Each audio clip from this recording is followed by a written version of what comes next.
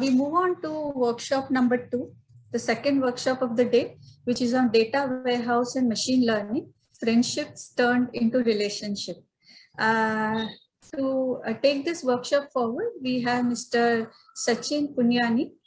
He leads the business development of AI, ML, analytics, and IoT for India and South Asia for AWS, and is helping AWS customers in modernizing their applications by integrating AI, ML, and IoT capabilities in their business solutions.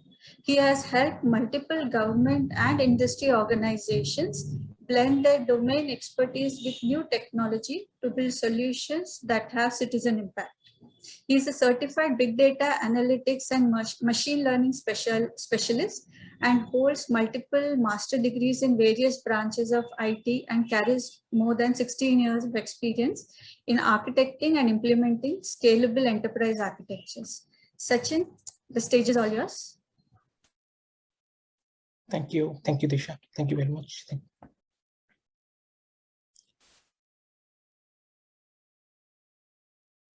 Yeah, thanks everyone. Can you please start the slides for me? Yeah, thank you very much. Thank you very much to all of you and welcome. So the topic that we're going to cover today is like data warehouse and machine learning.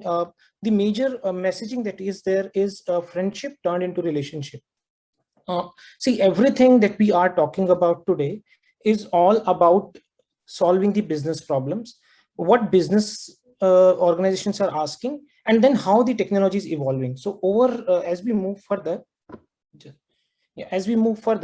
we'll be covering these 4 aspects. The evolution aspect, like how over a period of time the business decision making has evolved, what information they are asking for. So business teams, when need to make some decisions, they need some information. They go to the data that they have captured to the analytics system. Now they want machine learning to augment that decision making, support them, because businesses have become complex. So the complexity of the technology, how it increased, how it evolved, then over a period of time, how new modernizations are being done, analytics and machine learning stacks that are coming up, or how they have joined hands.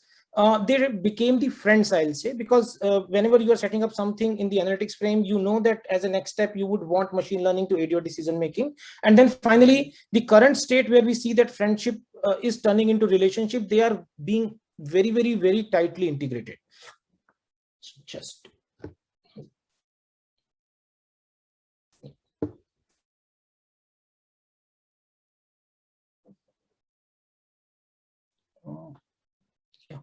okay, so to start here on the we'll start with a business scenario.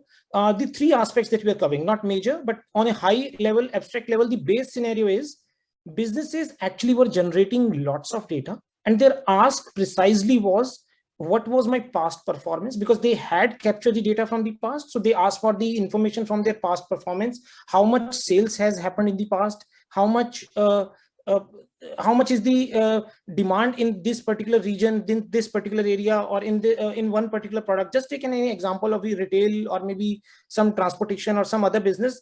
What region is asking for which particular product, which combination of projects are selling? They just try to find out the patterns, which in today's parlance we may call the exploratory thing, but businesses only ask for those things. Now, because this is a workshop, we'll try to build up the solution, and we'll see that how things have moved ahead and how people try to build the solution as they move further. Yeah. So this is how these solutions look like. We'll be using generic terms, some generic icons there. So when people ask for the information from the past performance, they simply try to set up some level of application, their transaction application. They had the load balancers, they had multiple maybe web servers or some other application. I'm just taking some thing here for the reference. And then they had the databases at the back. So they then as a next step for their report generation, they tried to make the standard SQL calls on their RDBMS database that they had actually. Now, this was the precise statement when the requirement only was of a less amount of data. when they were asking for only the performance from the past data.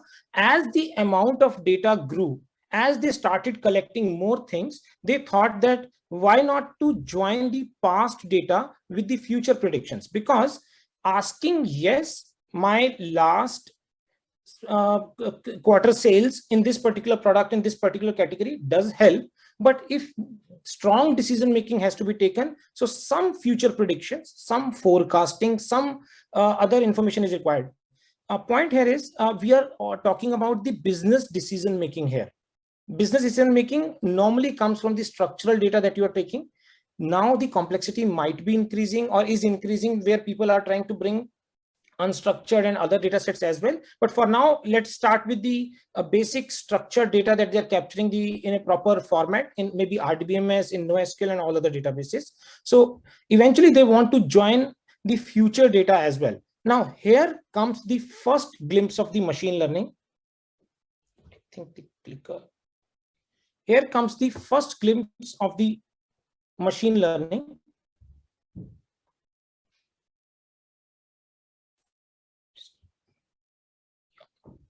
So this was the solution that they had, their transactional system.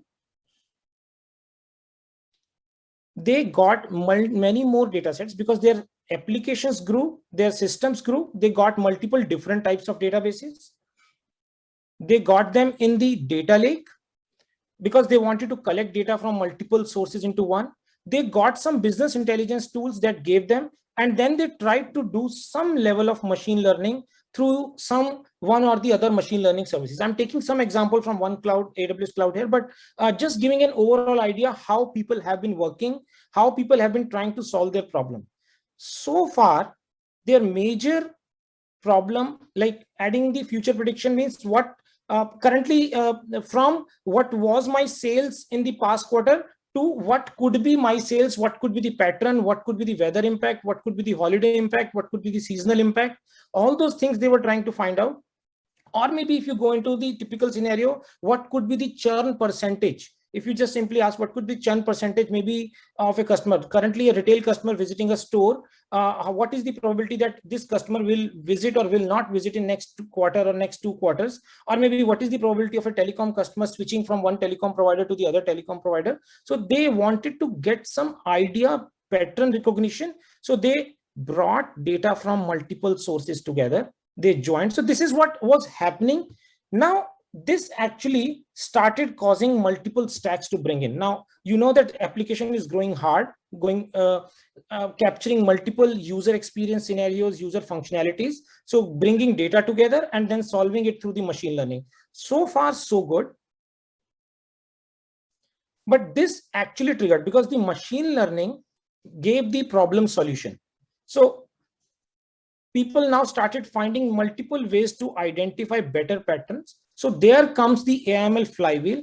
Once you solve 1, 2, or 3 problems with machine learning, this gives the idea that how machine learning precisely is helping in the business problem solution. So how do you normally start? You have a business use case. You try to enable it through AML. That means you enable your decision making through AML. You bring some business value. You bring offer this business value to the business participant, and then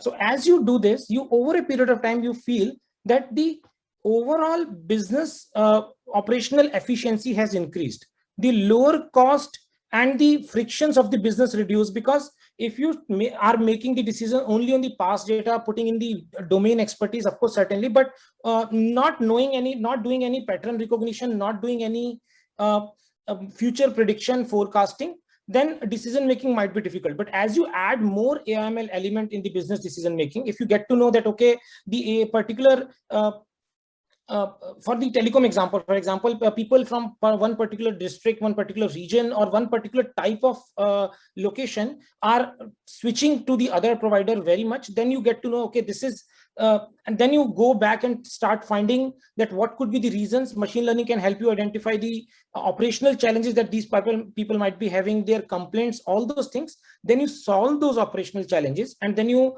lower the cost, you improve the business value, and you improve the benefit to the customer.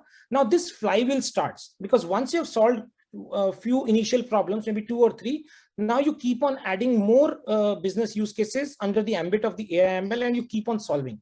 Now, if you see, we started with one case, like for the churn of a customer, but then we see that, okay, what could be the value add to the customer if he switches his plan, or if a telecom provider is also offering the broadband. So what could be the value add that he uses the telecom services, the phone services, as well as the broadband services, plus the other services as well.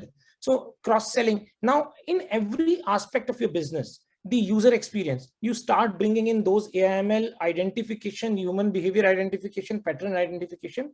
Now, this flywheel increases the expectation, but at the same time causes the requirement of lots of domain and industry specific expectations. So this is where we feel right now in the last decade, in 5-7 years, organization have been targeting that what could be the value add experience add to the customers, and how in every area the future data prediction, future prediction capabilities, data pattern identification capabilities of machines can be identified.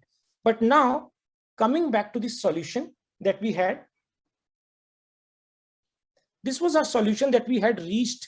We created our multiple transaction system, solved one part of our problem. Then for our business decision making, we brought in the data together, solved it. But now with so many machine learning aspects coming into play, the challenges start creeping in.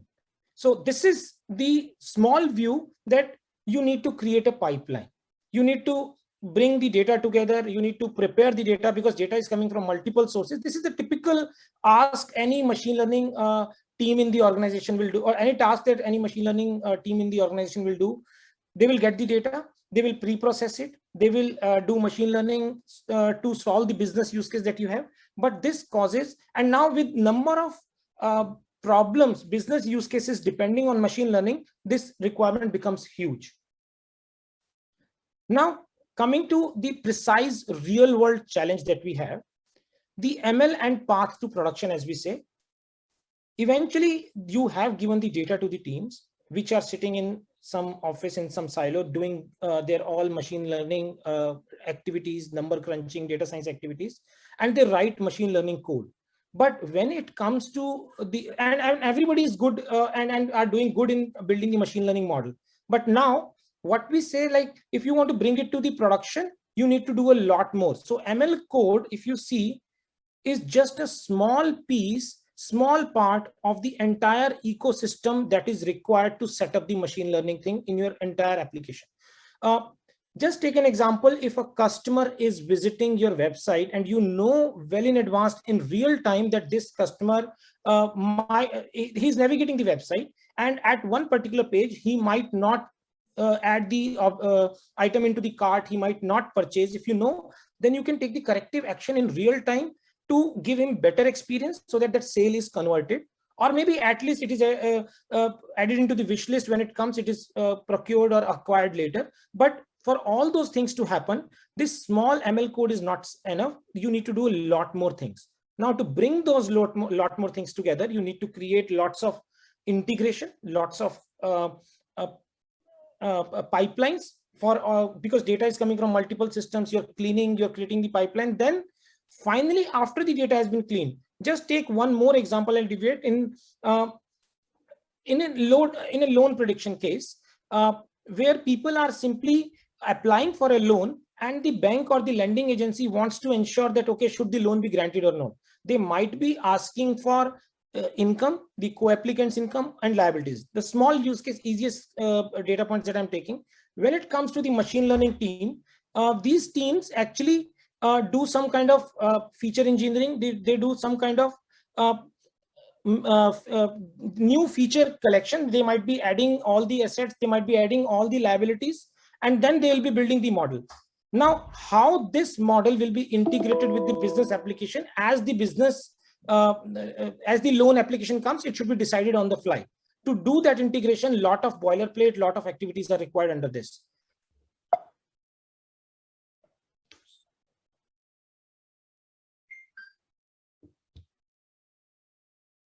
Yeah, so this is the small glimpse of the pipeline that we had there. So you need to create a large pipeline, identify the data.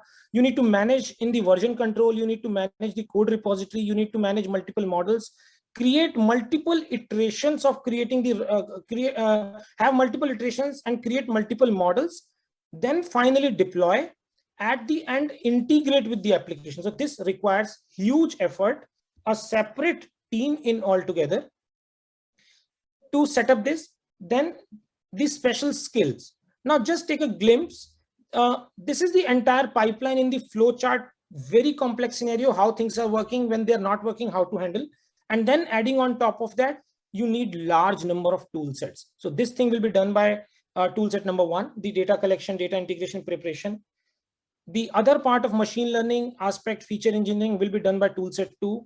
And special skill set is required there. And the third part of monitoring, debugging, third tool set is required. So overall machine learning scenario becomes complex for one model. Now we were talking about in the business in parallels that there are large number of business use cases that require AI/ML intervention.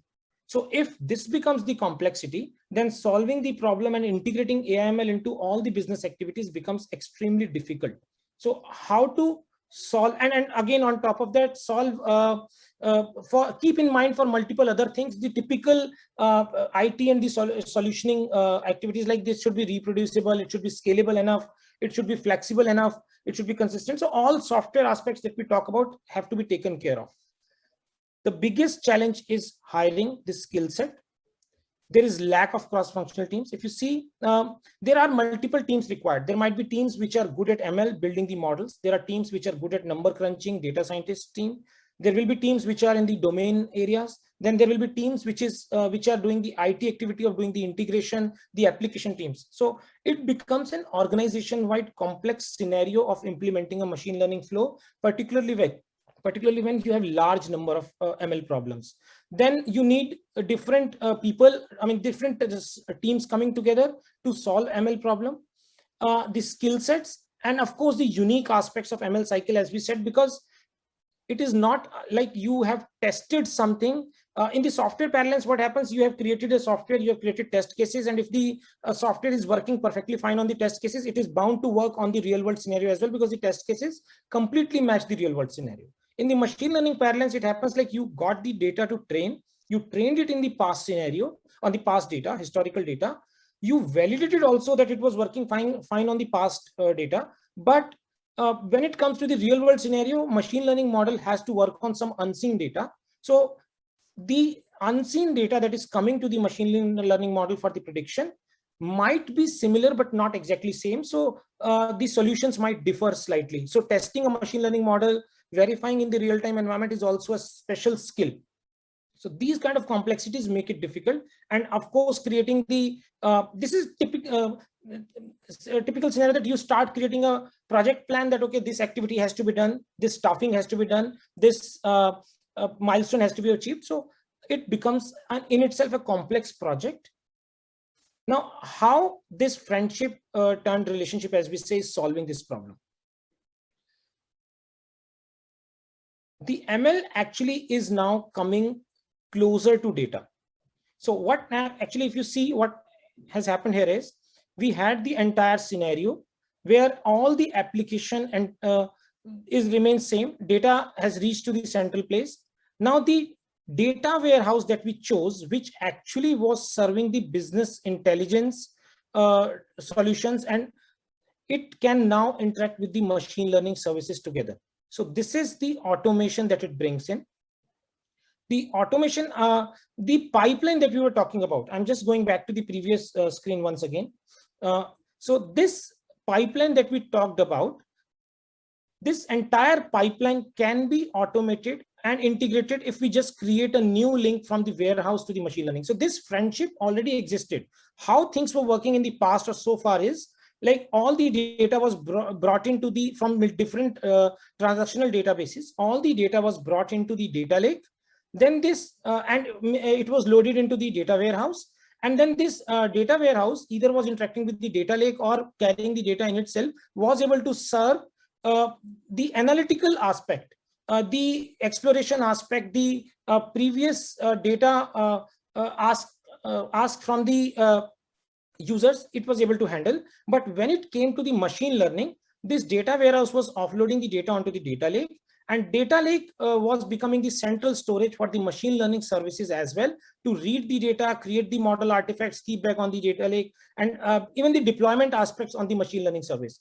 So there was friendship through the data lake, because eventually the applications and all those things were working together. Exploration part of the data was being done by data warehouse, but machine learning part was being done by the separate service. In the future scenario, it still remains same. The machine learning service, which is good at solving multiple problems. You might be creating the cluster of the customer to do the right campaign. You might also be doing some kind of classification problem to find out, okay, which customer might be churning out, which customer might be leaving, or which customer might like one particular kind of product and should be offered a cross-sell opportunity. So all those things still are still the forte of the machine learning service.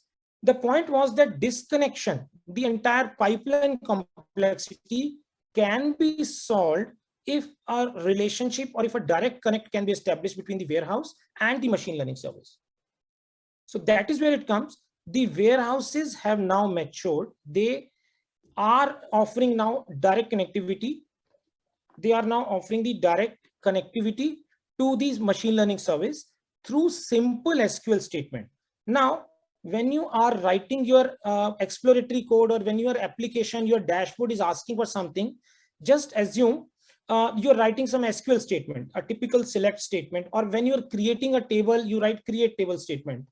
If there is a statement called create model that automatically does all the pipeline at back for you, all activities for you, you just simply write one create model statement and tell that which data from the data warehouse has to be used, and your model is built.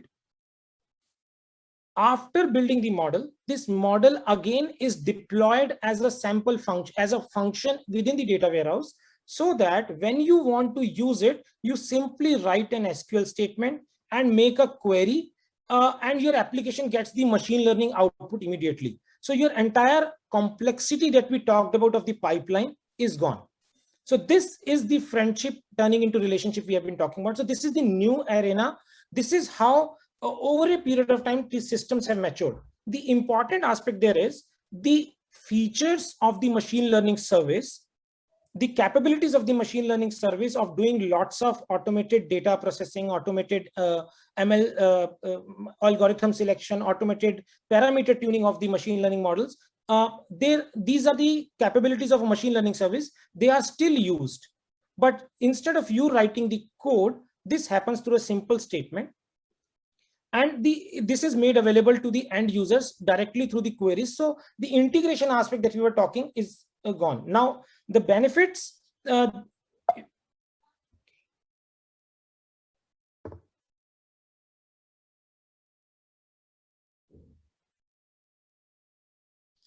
the benefits or the functioning is like the ML capabilities of the data warehouse, they encapsulate the thing.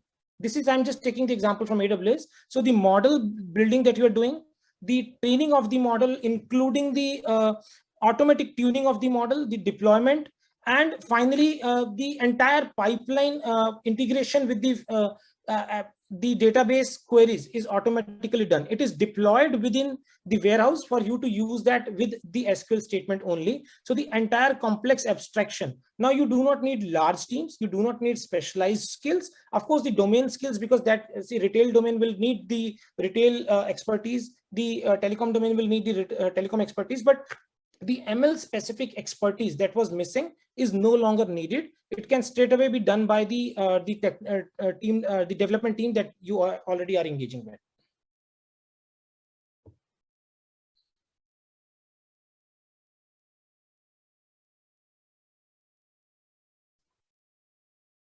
Yeah. So just looking at the overall benefits that this relationship brings out, it is like zero or less code ML as we talk about. In the previous scenarios, when you were building the application or when you were building the machine learning models, there are specialized teams who are writing too much code for model building, who are writing too much code for automating their pipelines, who are writing too much code for integrating that pipeline with the application back again. So all those things either become zero because you are, or maybe you can say less code because some SQL statements are required, but rest all is done automatically. You do not need any major ML experience. The experimentation becomes very fast.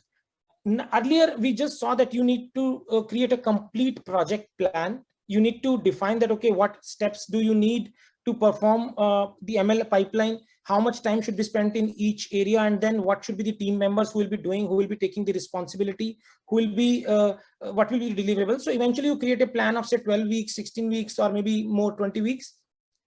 And in case you want to do just one innovation, take one example. For the churning case, if you just simply see if you want to find out some customers who are churning, and you want to find out a specific campaign or specific offer for them, and you want to see that how they will react, how they will accept, or they will accept the offers or not.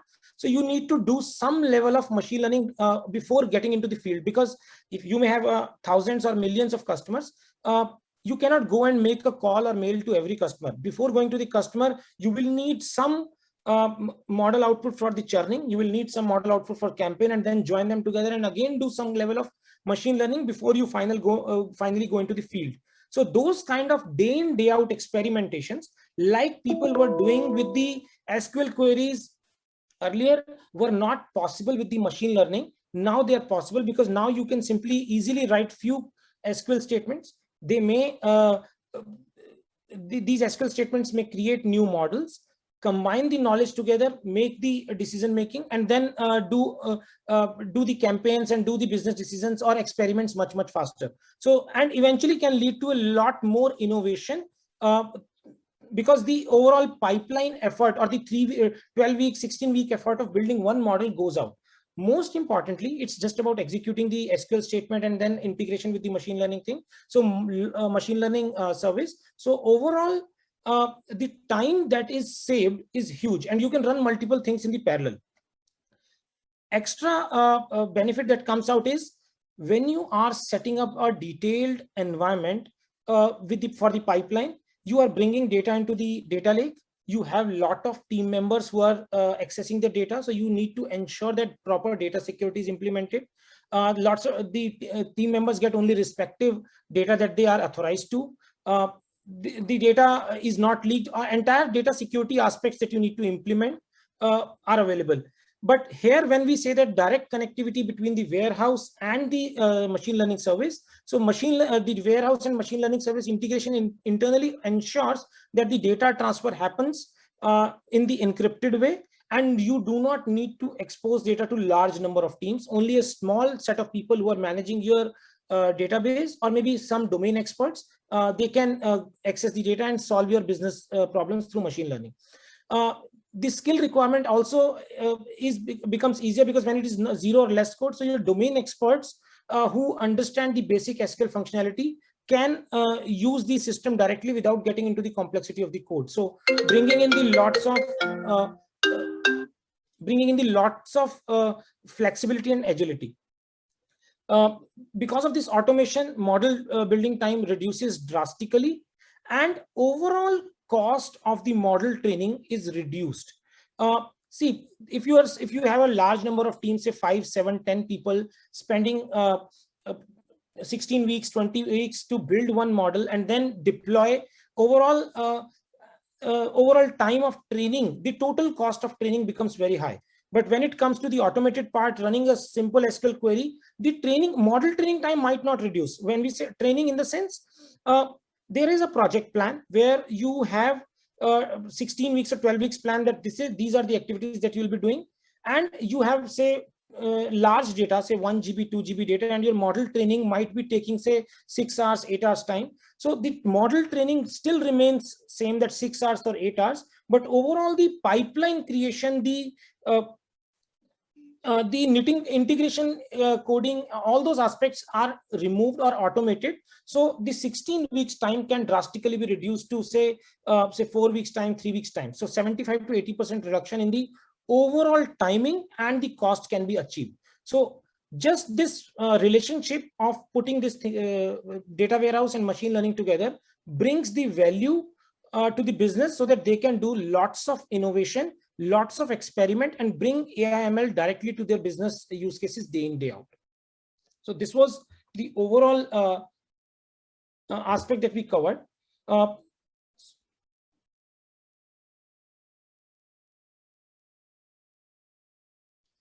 Now, this feature that we said,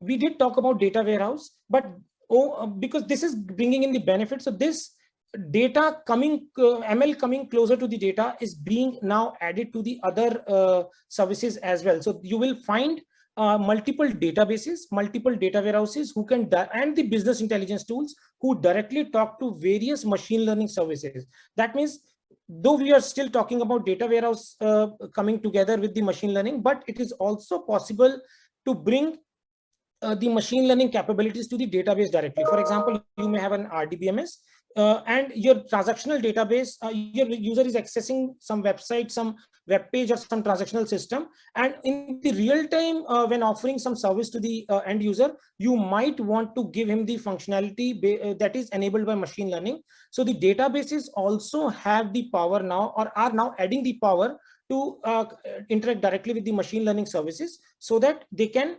the machine learning capabilities can be brought to the day in, day out transactions.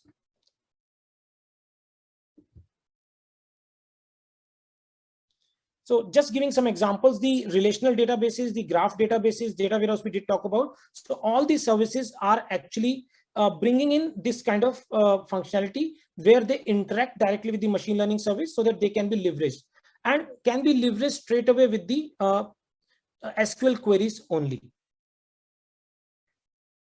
So this was the concept that we were passing out, that this is how the industry overall is evolving, and how businesses are taking benefits of this relationship and this friendship. So over to you for the questions.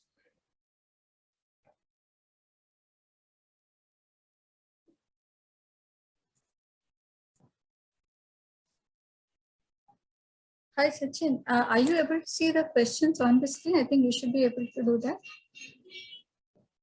So there's one question I see: how to analysis which market? Not. This is a question I think from Subrati. How to analyze which market? Can you please elaborate more on this question? I don't think they'll be. I think they'll have to type out their answers. Okay. I mean their questions. Yeah. So there is question: what is your take on the Lakehouse in this aspect? So see, the previous session that we talked about, diagram that we talked about, it was giving the Lakehouse kind of approach, where data was coming into the data lake, and from there the data warehouse was connecting to the data lake, so that the Lakehouse approach helps you where you need to serve your queries much faster, and you need to leverage the data warehouse capabilities. But this approach that we are talking about is extending on the Lakehouse. We are not breaking the data lake and data warehouse relationship. What we are saying is that we are adding one more relationship into the data warehouse that interacts with the machine learning. Earlier in the Lakehouse approach, data warehouse interacted with the data lake, and data lake interacted with the machine learning services, or machine learning services, rather we say vice versa, they interact with the data lake. But there was no direct connection. In case you wanted to leverage some machine learning in the data warehouse, you had to go via data lake approach only, following the Lakehouse. But now moving further, we are saying that there should be a direct connectivity, or there exists a direct connectivity, where rather than going via data lake, you can leverage the machine learning services directly, getting more benefits. The amount of work to be done for your ML pipeline is much reduced because of that. Next is sensitive data will be masked before feeding into the ML training module. How will this impact the effectiveness of the module? See, it depends actually how you are masking the data. Anonymization is a very common ask or very common thing that people try to do in their ML pipeline. In particular, data is sensitive. You would not want to release or leave the data for access to anybody, including at times with the machine learning teams within the organization.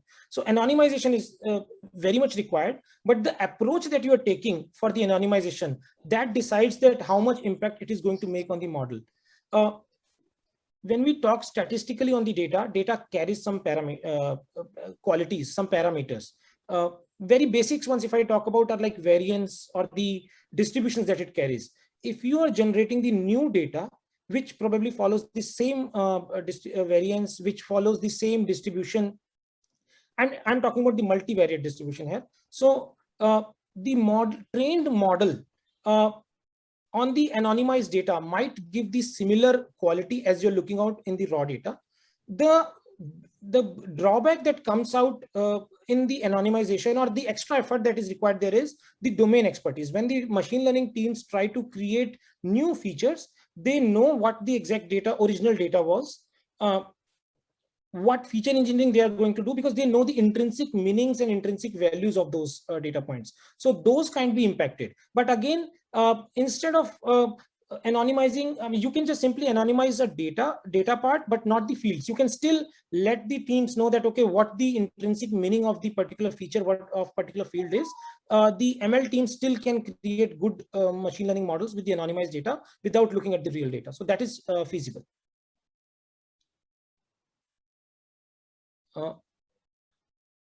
How much technical data warehouse and ML knowledge and skill sets required for the functional or business analysis and project managers? See, two aspects here. One, we did talk about the technical knowledge. So when the approach that we are talking about, it does not need much technical knowledge. Basic SQL queries is required, and which I feel is a fairly easy skill to learn even for the domain experts, because they are not getting into the hardcore programming. The other aspects of machine learning, that how exactly the models are built, how they are tuned, what qualities to take, those things can still be customized with the same SQL statements that we're talking about. There is a concept of auto ML, or the autopilot as we call. When you pass on the data, you leave it to the system to decide that what algorithm should be taken, what preliminary data preparation activities should be done, and what parameter tuning activities should be done. So these kind of high level knowledge, if the team carries, they can pass on that information to the SQL queries, and SQL queries can work based on their inputs. Otherwise, the next level of abstraction is that team can just fire the query and let the system decide how automatic algorithms will be chosen, how tuning will happen. So if they carry a little ML knowledge on the theoretical part, how it is impacting their business decisions, it's good to have. But no hardcore technical knowledge is required. What are the challenges that you can see to implement reinforcement machine learning in this way of development? See, for now, as we say that as the industry is evolving, currently major businesses are generating data in the structured format, or maybe you can say that graph format, or some level of semi-structured format. So you can use this technique for those. When it comes to reinforcement learning, when it comes to natural language processing, when it comes to computer vision, image processing, still there is a way to go. You need to rely on machine learning service directly, using the old the data lake approach, like machine learning service interacting directly with the data lake. Data warehouse interaction with the machine learning will be able to give businesses the day in, day out insight that they're looking out for. It is solving that. As we move further, as the industry moves, as technology evolves, some ways for those the reinforcement learning and other things can also be brought in. How to solve DL deployment in the automated way in resource constrained environment?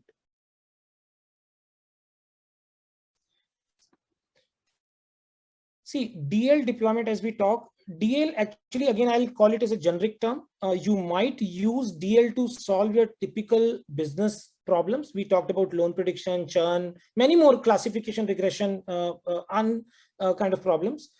And you can also solve the natural language processing or computer vision problem. So when it comes to the business task that we are saying, the data warehouse and the machine learning interaction, you can choose to use old statistical XGBoost kind of algorithm, or maybe one or two deep learning based algorithms as well in this case. So whenever you're solving the typical classification regression problem with the deep learning algorithms, they will be following the same approach as we discussed. They'll be deployed within the data warehouse cluster itself to solve. But again, when we go to the advanced aspects of the deep learning, where we are talking about NLP or maybe computer vision, still we have to rely on the machine learning services. Does Amazon ML Redshift suggest an appropriate training model basis the data query? It is not suggesting the appropriate training model basis the data query. See, in the traditional environment, you are creating your ML pipeline, you are creating your regression, you are creating your classification model. Now, instead of coding, you can simply write a statement and the entire pipeline can be taken care of by the Redshift and the SageMaker integration. Just taking the example from the AWS, or the generic way, if I say the data warehouse and the machine learning service integration.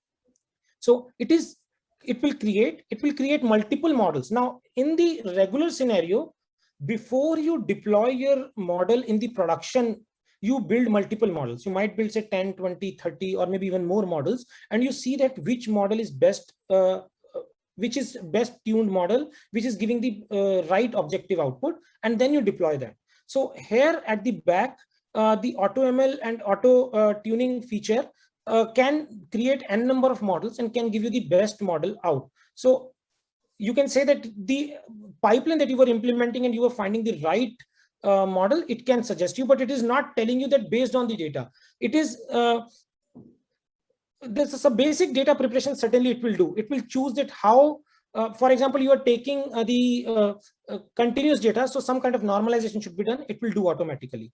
If you are taking some kind of categorical data, then what type of encoding should be done, it knows, and it can do that automatically. So it will do all those automations for you before you deploy, or rather make it ready for you to integrate. How does the developer know which model to choose while using SQL commands for interacting with model?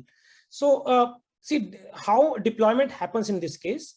When your model is built, it is deployed as an SQL function. So you know that what name you're giving. So when you create a table in traditional SQL, you say that create table and then you give the table name.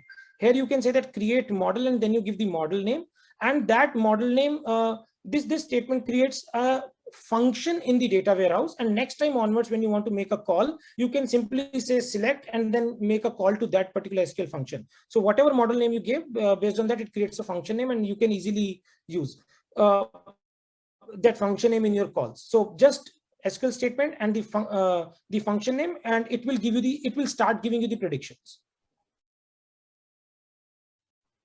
These AIML models that you are speaking about, how are they inherently different from standard AIML pipeline? I believe still these models have to be created. See, AIML model development requires two aspects. We are saying the domain expertise and the machine learning expertise, the coding, the pipeline expertise. What we are saying is that the coding and the pipeline expertise can be automated through just simple SQL statement. The domain expertise still is required. The challenge earlier was that the domain experts gave the requirement to the ML team. The ML teams wrote their ML models, did the data preparation, data exercises, then created the models, and then gave the output back to the domain experts. Then domain experts gave some more feedbacks. But now, because of this approach, it becomes easier through the SQL statements. Now the domain experts themselves can write the statement and create the models. So yes, domain expertise is still required, but the technical pipeline that we're talking, which takes 16, 20, or maybe even more weeks or maybe more time, is automated and is sorted there. Maybe The time taken now is about how much time it takes to create multiple models and all those things, because entire thing is happening automatically. So domain expertise is still required.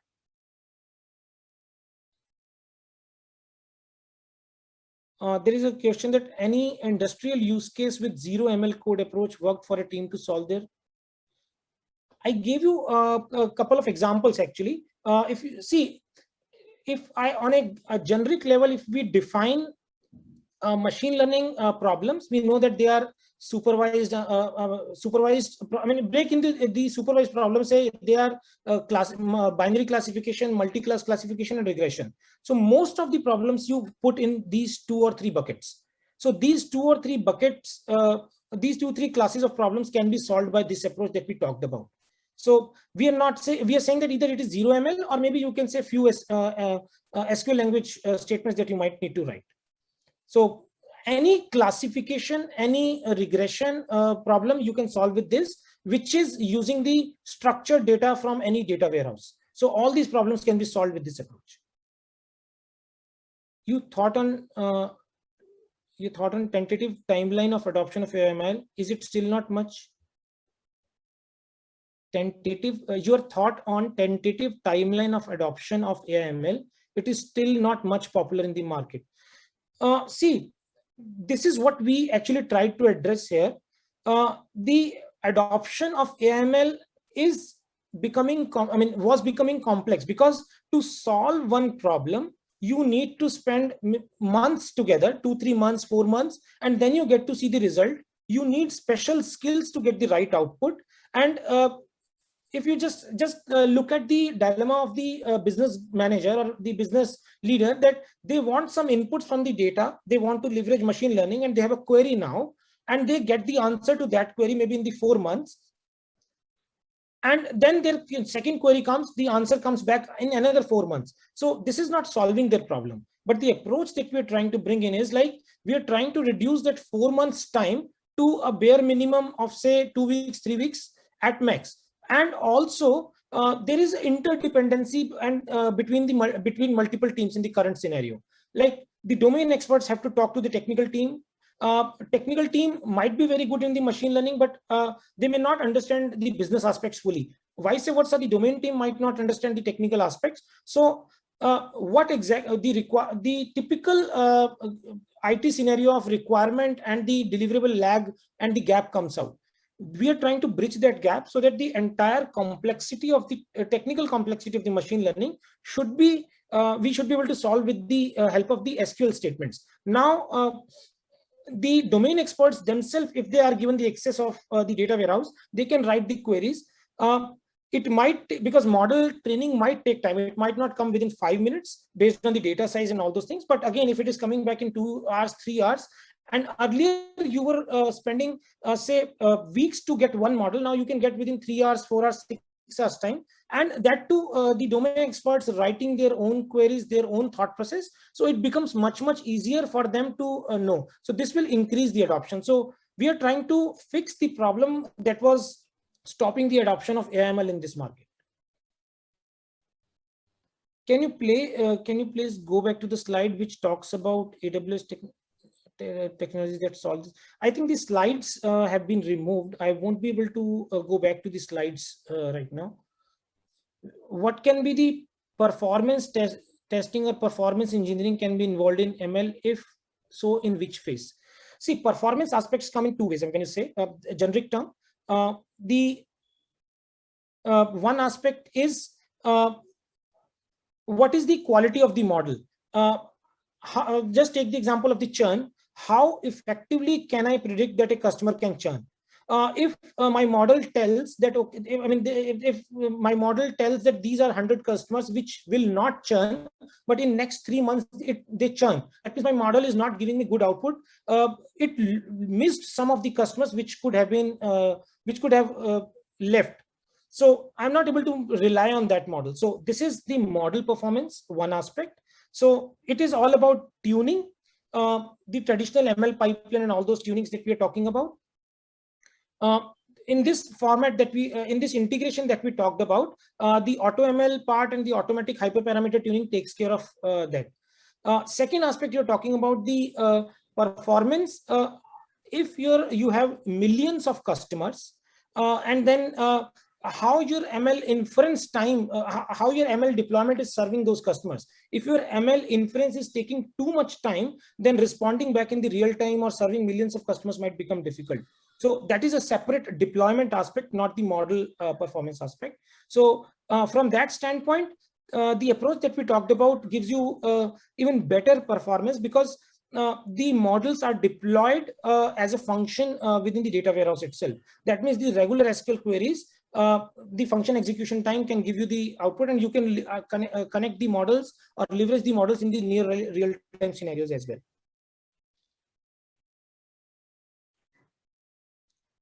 Could you please throw some light on testing opportunities in data warehouse? See, model testing and monitoring is a separate, it's much different from the software development and software testing as we talk about. That is why there are two things. I mean, the traditional model pipelines do talk about testing and validation, but beyond that, when the models are deployed, they are tested against the real data, the unseen data, and before actually getting into the production, they actually are run for say few weeks, few months to test their validity, and then they are moved out. And that is where the model monitoring and model drift comes in. I'm not getting into that direction yet, but just giving the keywords here for you to search further on that.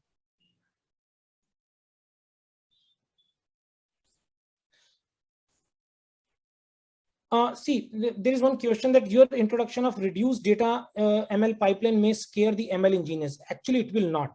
See, anyhow, ML engineers are spending too much time on the pipeline, and they are missing out on many more complex problems like NLP, computer vision that we are talking about. See, traditionally, it has always happened that when we automate something, there are many more complex things to solve. So most of the ML engineers still are all vying for working on the advanced problems. But because of this the time consuming and tedious task of the ML pipeline, they are spending too much time and not able to give enough time to the advanced problems. So it will not scare them. In fact, it will give them more space to automate the tedious task and focus more on the advanced problems that business is looking out for. So rather creating more opportunities rather than reducing their workload there. Sachin, I think we can take just one more question. Yeah. This is Diksha here. Yeah, sure, Diksha. So just last question. Yeah, absolutely. So what kind of data model we would create for executing these queries for coming in from data warehouse? See, you do not need to make any change in the data model. That's why if you look at the diagram at the end that we talked about, this AML service still remains there. It is just the connection between the data warehouse and the AML that is actually automating the stuff. You will still be using the same capabilities of the AML service, and you will not be touching any table from your side. See, how to pass the data? It is simply like a select query that passes the data to the machine learning service automatically and creates the model for you and deploys within the data warehouse. No data model change at all. And when you is it still star schema? It's all up to you. Whatever schema you are creating, I mean, no schema change happens anywhere. So Diksha, this was the last question that I had. Great, Sachin. Thank you so very much. To me, it sounded more like a boot camp rather than a workshop. And thank you very much for taking so much or giving audience so much time to ask their questions and taking the time out to clarify so much of their doubts. So that was very nice of you. Yeah, just to quickly summarize, and this is my interpretation, I'm no expert, but you talked about how systems are shifting from transactional when the data was limited to cloud-based ML systems that would work with both structured and unstructured data. You also mentioned about for machine learning to be successful, the data has to be to some extent at least cleaned and structured. And in its path to production, you have to create pipelines for data from different sources and integrate them. into the business operations and applications. That was the second learning that I had.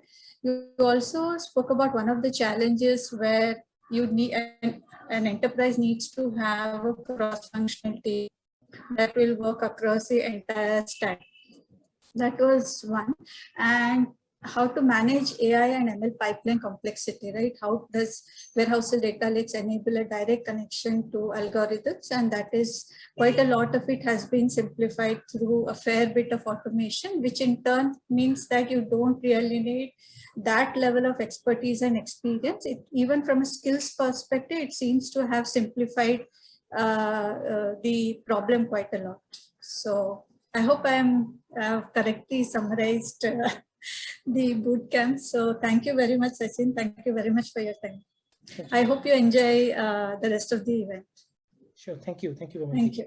Thank you.